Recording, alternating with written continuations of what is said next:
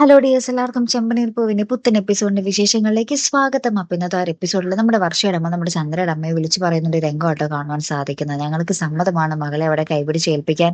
നിങ്ങളപ്പോ അതിനു വേണ്ടിയുള്ള ഒരുക്കങ്ങൾ ചെയ്യണം. അപ്പൊ അത് പിന്നെ ഒരു കാര്യം കൂടി നമ്മുടെ വർഷയുടെ അമ്മ പറയുന്നുണ്ട്. സച്ചി ഒരിക്കലും അവിടെ പാടില്ല.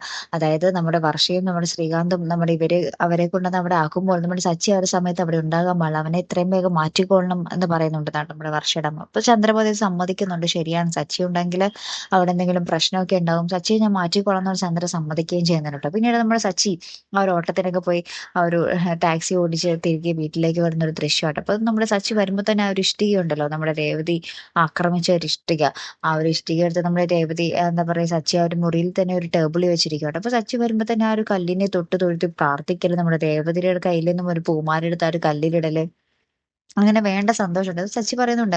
ഓ, കാണുന്നവർക്കെല്ലാം നിന്നെപ്പറ്റി പുകഴ്ത്തി പറയാനേ നേരമുള്ളൂ എന്നൊക്കെ പറഞ്ഞ് ഭയങ്കര സന്തോഷം കേട്ടോ. എന്നിട്ട് സച്ചി നമ്മുടെ രേവതി ഇങ്ങനെ എടുത്ത് പൊക്കി ഇങ്ങനെ കറക്കുന്നൊക്കെ ഉണ്ട് കേട്ടോ, ഭയങ്കര സന്തോഷത്തില്.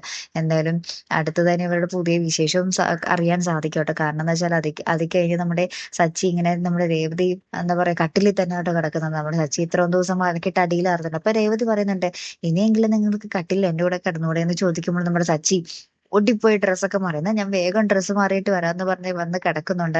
കിടക്കാൻ നേരം രണ്ടുപേർക്കും ഉറക്കം വരുന്നില്ല. അപ്പൊ നമ്മുടെ രേവതി പറയുന്നുണ്ട്, എന്താ പറയാ, എനിക്ക് ഉറക്കം വരുന്നില്ലല്ലോ എന്ന് പറയുമ്പോൾ സച്ചി പറയുന്നുണ്ട്, എന്നാൽ ഞാനൊരു പാട്ടൊക്കെ പാടിത്തരാം എന്നൊക്കെ പറഞ്ഞ് ഭയങ്കര റൊമാൻറ്റിക് സോങ് ഒക്കെ പാടിയാട്ടോ ഇവര് കിടക്കുന്നത്.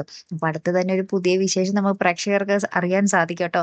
അങ്ങനത്തെ കുറച്ച് നിമിഷങ്ങളാട്ടോ നമുക്ക് ഇന്നത്തെ ആ ഒരു എപ്പിസോഡിൽ കാണാൻ സാധിച്ചത്. പിറ്റേ ദിവസം പിന്നെ നമ്മുടെ ചന്ദ്ര രേവതിനെ കൊണ്ട് അവിടെ തുടപ്പിക്കുന്നു ഇവിടെ തുടപ്പിക്കുന്നു, കുറെ സാധനങ്ങൾ ഉണ്ടാക്കിക്കുന്നു. കാരണം എന്ന് വെച്ചാൽ നമ്മുടെ ശ്രീകാന്തും വർഷയും ആ വീട്ടുകാരെ കൊണ്ടൊന്ന് ആക്കാൻ പോവുകയാണല്ലോ. നമ്മുടെ ചന്ദ്രയ്ക്കാണെങ്കിൽ നമ്മുടെ രവീന്ദ്രന്റെ അടുത്ത് അവര് വരുന്നു എന്നുള്ള ഒരു കാര്യം പറയാൻ ഭയങ്കര മടി. നമ്മുടെ രവീന്ദ്രൻ എങ്ങനെ പ്രതികരിക്കുമെന്ന് അറിയാത്തതുകൊണ്ട്. അപ്പൊ നമ്മുടെ ചന്ദ്ര പറയുന്നതാണ്, അവര് വരുമ്പോ അറിയട്ടെ, പറഞ്ഞാൽ മതി എന്നൊക്കെ പറഞ്ഞ് നിൽക്കുന്ന ഒരു രംഗത്തിലാട്ടോ നമുക്ക് ഇന്നത്തെ ഒരു എപ്പിസോഡ് അവസാനിക്കുന്നത്. ഇനി എന്തൊക്കെ പുകിലായിരിക്കും നടക്കാൻ പോകുന്നത് അല്ലെ. ഇനി നമ്മുടെ വർഷയുടെ അമ്മ പറഞ്ഞതുപോലെ ഇവര് വരുമ്പോൾ നമ്മുടെ സച്ചി അവിടെ ഉണ്ടാവുകയും സച്ചി ഭയങ്കര ഭൂകമ്പം സൃഷ്ടിക്കുകയും ചെയ്യുമോ ആവോ.